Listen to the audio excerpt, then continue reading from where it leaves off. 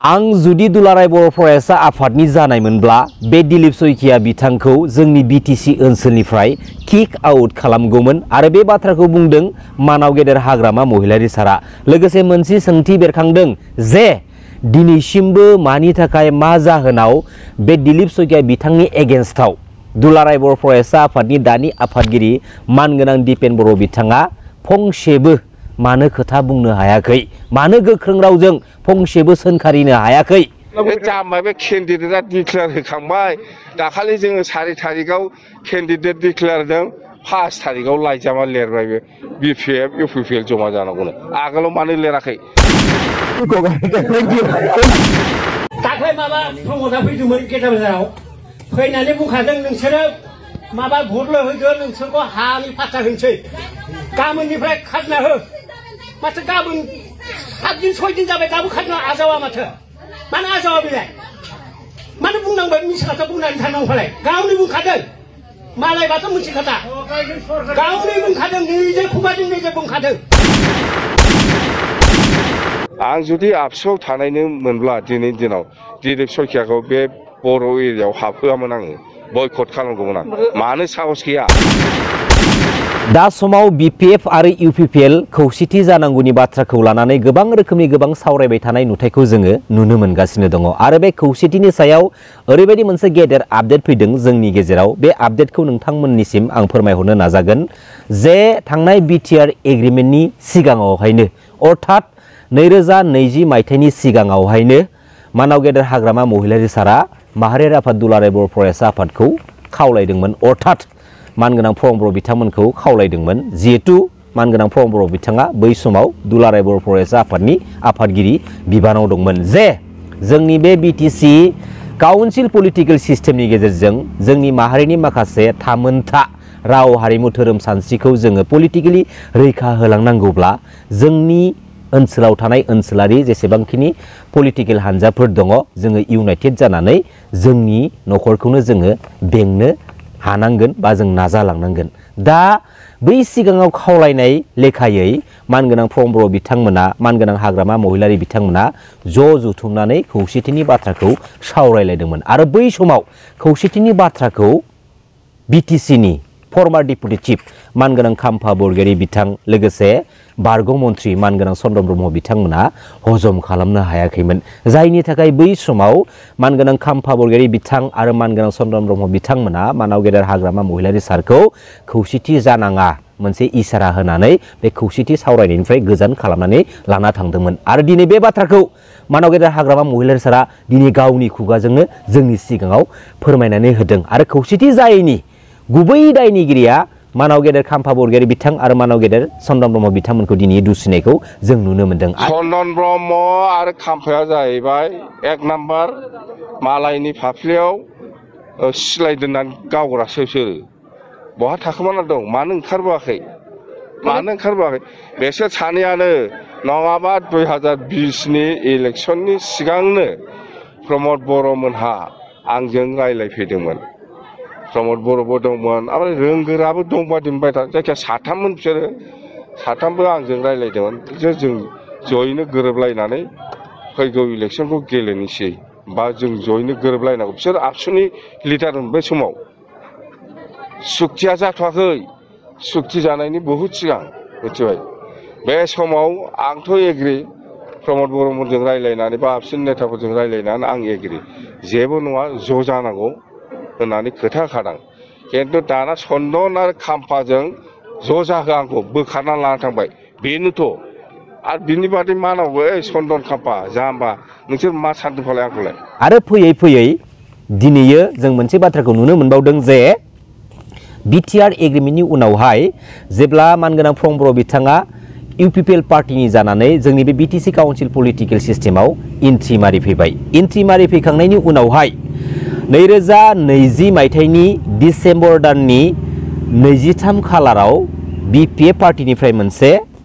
माहारियारि आफाद दुलाराय बर' फरायसा आफादनिसिम लाइजाम हरदोंमोन जे बिपिएफ आरो इउपिपिएलआ जुथायै बिटिसिआव सरकार दानायाव मदद खालामनो हांख्रायनानै दा दिनैयो माहारियारि आफादनिसिम बे लाइजामा जुदि गोग्लैदोंमोनब्ला बे 2020 नि डिसेम्बरनि 23 खालाराव बे खौसेथिनि जानांगौनि मोनसे जा सावरायनाय हाबाफारि मेलखौ आवगाय फारसे सापर्ट लाबोनांगौमोन नाथाय जोङो नुनो मोनदिया दा दिनै 2020 डिसेम्बर 23 खालाराव BPF पार्टिया खौसेथि जानांगौनि बाथ्राखौ अलरेडि लाइजाम हरखादोंमोन दा दिनै बे मोनसे रोखा फोरमान नाथाय अब्लाबो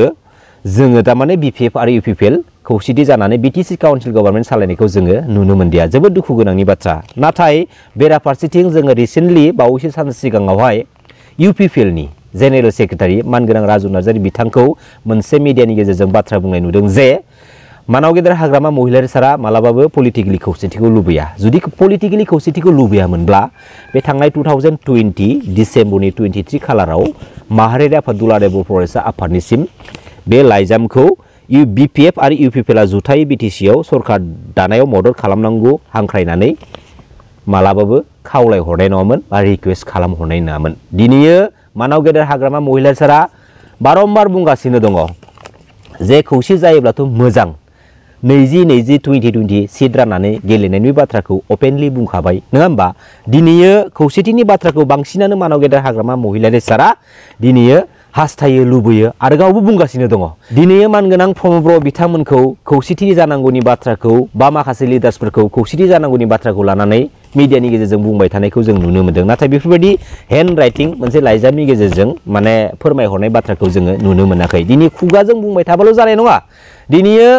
मानाव गेदेर हाग्रामा महिलारि सारमोना बा BPF पार्टिया 2020 डिसेम्बर मायथाइयावनो बे लाइजामखौ अलरेडि खावलायहरदोंमोन जेराव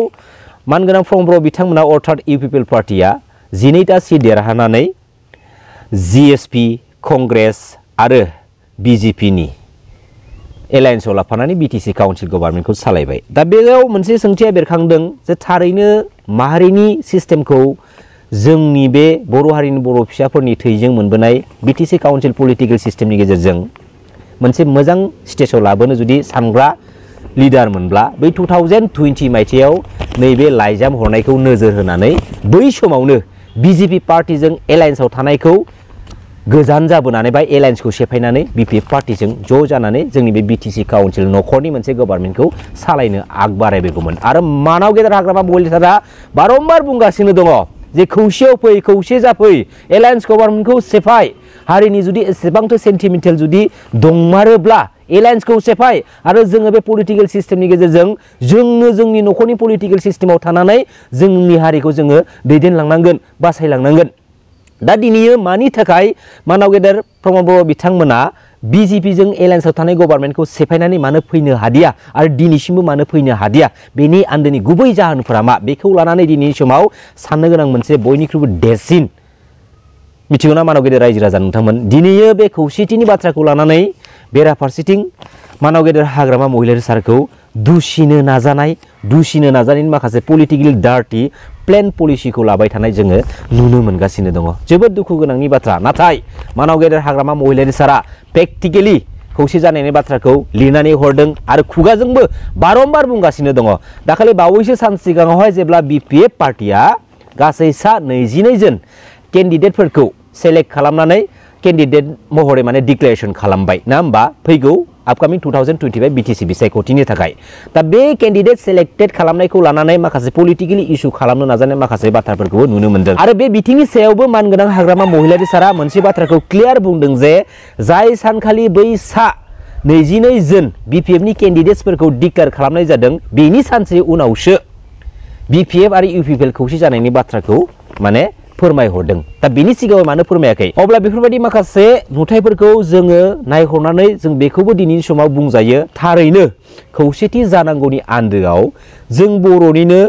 साथाम साब्रैसो लिडारफोरा गावजों गावनि गेजेरावनो फिन आरोबाव डार्टि मोनसे गाज्रि पलिटिकेल इस्यु खालामनो नाजायाखैथ' माखासे जोंनि बर'नि डार्टि पलिटिकेल लिडारफोरनि थाखायनो माखासे एन्टि बड' एन्टि ट्राइबेल हारिनि लिडारफोरा जोंनि बे BTC काउन्सिलाव आगान होनानै गोसोबायदि बाथ्रा बुंनो सुजुग आरो सुबिदा मोनबाय नाथाय बेराफारसेथिं जेब्ला मानाव गेदेर हाग्रामा महिलारि सारा 17 इयार्स जोंनि बे BTC काउन्सिल गभर्नमेन्टखौ सालायबोबाय दंमोन बे 17 इयार्सआव कांग्रेस आरो BJP नि माखासे इन्टेलेक्चुवेल लिडारफोरखौ जोंनि बे बर' हारिनि नखरनि BTC काउन्सिल पलिटिकेल सिस्टेमाव एन्ट्रि मारिनो जेबो चान्स होआखैमोन जेबो सुजुग आरो सुबिदा होआखैमोन आरो एन्ट्रि मारिनो होआखैमोन थाला थुलाखा सिदा बाथ्राखा नाथाय मा बुंनो मानाव गेदेर रायजो राजा नोंथांमोन थांनाय 2020-27 जानुवारि बिटिआर एग्रिमेन्टनि गेजेरजों मानाव गेदेर एनडिबि ब्रादार्समोनखौथ' थगायबायानो आरो गावसोरनि माखासे पलिटिकेल सिट पावारखौ जेरैखि जाया नांगौब्ला बेनि थाखाय बर' हारिनि बेसेनखौबो माने फानगोन बायदि फर्मुलायाव बेफोरबायदि माखासे डार्टी पलिटिकेल गेम प्लेखौ माने गेलेलांबाय आरो जों नुबायबो दिनै जागायजेननाय समाव मानाव गेदेर प्रमद बर' बिथांनि दैदेननाय बे बिटिसि काउन्सिल गभर्नमेन्टनि समाव जोंनि बर' हारिनि बर' फिसाफोरनि न'खरखौनो इभिक्सन खालामनानै होस्रांनाय माखासे नुथायखौ जों दिनै नुनो मोन्दों दा दिनै जाय बर' फिसाफोरनि न'खौ इभिक्सन खालामनानै बुफायहैदों बै बर' फिसाफ्राबो जों बर' माहारिखौ रैखाथि होनो थाखाय बर' माहारिनि आन्दलनाव सेखाजों रुहा लानानै दावहा नांबोनाय नाथाय दिनै जों बर' हारिनि माखासे डार्टी माइन्डेड गावनिखौल' मोनबानो गोजोनग्रा लिडारफ्रा मा खालामदों बे जोंनि बर' बिदा फंबायनि न'खरफोरखौ थांनानै इभिक्सन खालामनानै होस्रिं खालामदों दा बे माखासे डार्टी गाज्रि आखुनि लिडारफोरखौ जों दिनै सिनायनानै लानाया मोस्ट इम्पर्टेन्ट सिन आरो बेफोरबायदि लिडारखौ आपकामिं 2025 बिटिसि बिसायख'थिनि गेजेरजों लाइफ टाइम बिसोरनि पलिटिकेल केरियारखौ डिस्ट्रय खालामजोबनांगौ खारन सोरबा पलिटिकेल लिडारनि पलिटिकेल केरियारखौ डिस्ट्रय खालामनो हानाया नों आं जों गासैबो रायजो राजानि बे मोनफा मोनफा बेसेन गोसा भटनि सायावसो सोनारो बेखौ गोसोआव लाखि बेसेबांबा सिगांनिफ्रायनो आं बुंगासिनो दं इउपिपिएल बिपिएफ जमा जानायाव आंहा जेबो आपत्ति गैया आरामसे 100% आङो बुंदोंमोन ज' जानांगौ बिपिएफआ 20टा इउपिपिएलआ 20टा बास खिन्थु सरकार गारनानै फैनांगौ सरकारा गारनानै फै इउपिपिएल 20टा बिपिएफ 20टा गेलेगोन बास मानो साहस गैया बबे मा इउपिपिएल बिपिएफ जमा जानांगौ बेसो नांथाबगासिनो दं बे बिपिएफआव खालि बर'ल' गैयालै गासिबो जाथि दं बे इउपिपिएलआव खालि बर'ल' गैया गासिबो जाथि दं नांथाब दिलीप सयखिया दाखालि मा बुंदों बेखौ आबसुआ दिनै जातीय छात्र संगठन हिसाबै दिलीप सयखियाखौ बयकट खालामनो हानाय साहस थानांगोन गैया बिपिएफ पार्टीनिफ्राय 2020 डिसेम्बर दाननि 23 खालाराव माहारियारि आफाद दुलाराय बर' फरायसा आफादनिसिम हरनाय जा मोनसे लाइजाम बे लाइजामाव मोनसे ओरैबायदि इम्पर्टेन्ट बाथ्राखौ बेवहाय सेबखांनाय जादों जे बिपिएफ हानजाया बिटिसिनि सार्थआव 10 बोसोर कंग्रेस आरो 5 बोसोर बिजेपि हानजाखौ मदद खालामना दिसपुराव जुथायै सरकार खुंबोदों बै समाव बिथांमोना खावलायसेयावबो मालाबाबो बिथांमोनखौ जों बिटिसिआव सरकाराव लाफायाखै बेनि जाहोना मनग्लाबनाय भारत संबिजिरनि 6थि फारिलाइनि सिङाव दाजानाय बिटिसिआव ट्राइबेलफोरनि हा हु राव थुनलाइ हारिमु बायदि रैखाथिनि खोथा रोखायै मख'नाय दङ नाथाय बिथांमोना बेवहाय खुंथायनि खाबु मोननांगौब्ला जों हारि हिसाबै थांना थानो एसेबां बोसोर जुजिनाय गावखौ बावसोमनायनि ओंथिया बहा थानो जों सोमावसारनायजों मोननाय गावनि बिथानि खुंथाय गोहोखौ मालाय गोहो गोरानि आखायाव बोरै गथायनानै होनो हानो बेनिखायनो जोंनि गुरै खावलायनाया जाबाय गुवाहाटी गोजौ बिजिरसालिनि बिथोन बायदियै फैगौ 26 डिसेम्बरनि आगोल बिटिसिनि गुथुमसालियाव गोहोनि बिबां सुलायनायाव बिजेपि हानजानि खैसानिफ्राय गोजानाव थानानै गावजों गाव एसे नागारनाय आरो सहायलायनाय गोसोथिजों बिपिएफ आरो इउपिपिएल मोन्नैबो हानजाया ज' जालायना सरकार दानायाव नोंथांमोना गेजेरनि जानानै मदद खालामनो दावगाबोनांगौ आरो हारिया खौसेयै गसंथानांगौ दा एसेबां इम्पर्टेन्ट उननि बाथ्राखौ उनाव मा जाहैगोन बेखौ मानाव गेदेर हाग्रामा महिलारि सारा बा बिथांनि दैदेननाय बिपिएफ पार्टिया मिथिखानानै बै समावनो माहारियारि आफाद दुलाराय बर' फरायसा आफादनिसिम बे लाइजामखौ हरदोंमोन जे जेरैखि जायाबाबो बिजेपिखौ किक आउट खालामनानै इउपिपिएल आरो बिपिएफ खौसे जानानै जोंनि बे बिटिसि काउन्सिल गभर्नमेन्टखौ सालायनांगौ उइदाउट एनि कन्डिशन जोंनि माहारिखौ माने बासायनो थाखाय दा बे बाथ्राखौ एसेबां इम्पर्टेन्ट बाथ्राखौ मानाव गेदेर हाग्रामा महिलारि सारा साननानै हमदांनानै बै समावनो बे लाइजामखौ माहारियारि आफाद दुलाराय बर' फरायसा आफादनिसिम हरनाय जादोंमोन आरो बे मोनसे फोरमान नाथाय बै थांनाय 2020 मायथाइयाव जों बर' हारिनि जेसेबांखिनि माहारियारि आफादफोर दङ आरो स्पेसियेलि माहारियारि आफाद दुलाराय बर' फरायसा आफादनि लिडार्सफ्रा दैदेनगिरिफ्रा मबे गुदुं सिङाव उन्दुनानै दङमोन सोरनि समायना सावगारिखौ नायनानै गोमोहाबनानै दङमोन बे 2020 मायथाइयाव बे लाइजामखौ नुसे नुनानैब्लाबो जाय माखासे इम्पर्टेन्ट बाथ्राफोरखौ बेवहाय सेबखांनानै लाइजामाव गथाय हरदोंमोन नाथाय बै 2020 मायथाइयाव मानि थाखाय मा जाहोनाव बिपिएफ आरो इउपिपिएलखौ खौसेथि खालामनो हादिया आरो खौसेथिनि थाखाय मानो खावलायनो हादिया आरो दिनैसो आपकामिं 2025 बिटिसि बिसायख'थिया जेब्ला खाथि सफैयो दिनैसो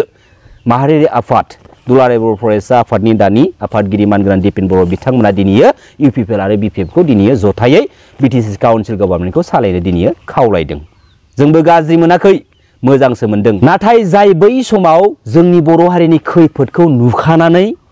मानाव गेदेर हाग्रामा महिलारि सारा खावलायदोंमोन, बै खैफोदनि समाव मानो सिरि थानाय? दिनैयो नुखानानै मानाव गेदेर हाग्रामा महिलारि सारा खावलायदोंमोन, रिक्वेस्ट खालामबायदोंमोन। नाथाय दिनैयो बे जेंनाजोंनो जोंनि बर' हारिनि माखासे लिडार्सफोरा गादब जानानै जोंनि बे बिटिसि काउन्सिलावनो दिनै पलिटिकेलि रुलिं खालामजा होजागासिनो दङ। दिनै बिजेपि पलिटिकेल पार्टिखौ जोंनि बे बिटिसिआव एन्ट्रि खालामहोनाय लोगो लोगोनो आरो जेराव बेराफारसेथिं बे बिजेपिजोंनो एलायन्सआव थानानै मानगोनां प्रमद बर' बिथाङा दिनै असान्ति मोनसे थासारियाव थानानै गावनि पलिटिकेल रुलिंखौ रुलिं खालामनो गोनां बाध्य जानानै फैदों। बे बाथ्राया खिन्थु सैथो। आरो दिनैयो जाखिनि बिजेपि पार्टियाव थानाय बर' लिडार्सफोर दङ, बै दिलीप शइकिया बुंनाय बाथ्रानि सायाव फंसेबो खिफिनोबो हायाखै, गुजुनोबो हायाखै। बेसे लासि सिंनि बाथ्रा। दिनै 6 शिड्युल आरो बेल एन्ड ब्लकनि बाथ्राखौ बुंनानै जेरैबायदि जोंनि बर' माहारिखौ बा ट्राइबेल हारिखौ ओरैबायदि मोनसे गिख्रंथाव बाथ्राजों मेसेज होनानै दोनखाबाय। माने दिलीप शइकिया बिथांनि बुंनाया बिजेपिआव जेसेबांखिनि बर'फोर दं बिसोरनि भटआ जोंनि थाखाय कुनु फेक्टर नङा, इम्परटेन्ट नङा। दिनैयो डेम'क्रेसियाव बयहाबो जायखिजाया पलिटिकेल पार्टिखौ सापर्ट होनो हानायनि मोन्थाय दङ, जों रावखौबो जेबो दुसिनो हाया। नाथाय जेब्ला हारिनि जाथिनि बाथ्राया फैयो, हारिनि अलखदनि बाथ्राया जेब्ला फैयो, बै समाव हारिनि सेन्टिमेन्टेलखौ लानानै गावबा गावखौनो फोजाखांनोबो रोंनांगोन, गावबा गावखौनो दिनै चेन्ज खालामनो रोंनांगोन। दिनै बिजेपि पार्टियाव थानाय जेसेबांखिनि बर' फिसाफोर दङ, जाय सानखालि दिलीप शइकिया दिनै 6 शिड्युल आरो बेल एन्ड ब्लकनि बाथ्राखौ बुंदोंमोन, बै बाथ्रानि सायाव मा सानगोन? आंनिफ्राय बे मोनसे सोंथि। जों बर' माहारिया सेपारेट स्टेट बड'लेण्डखौ सोरजिनानै लाबोनो हायागौ मानि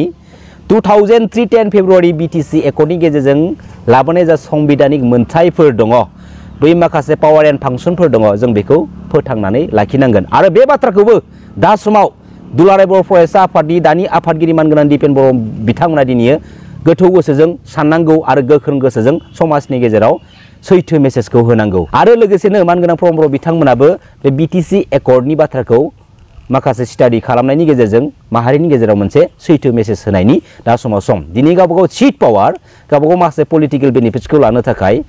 पलिटिकेलि डार्टि रुलिं खालामबाय थाबा जानाय नङा। बे सिदा बाथ्राखा।